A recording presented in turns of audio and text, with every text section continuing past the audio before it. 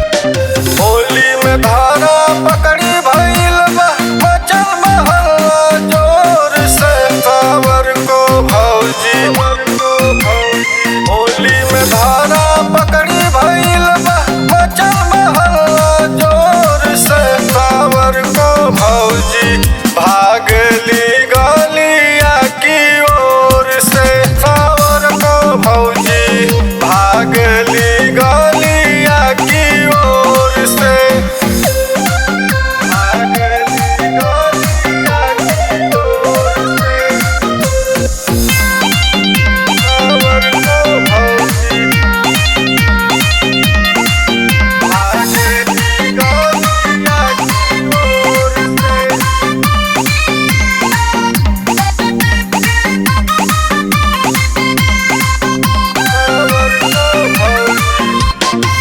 के लागल पिचकारी के झटका भागल घरवा छोड़ के सावर को भौजी।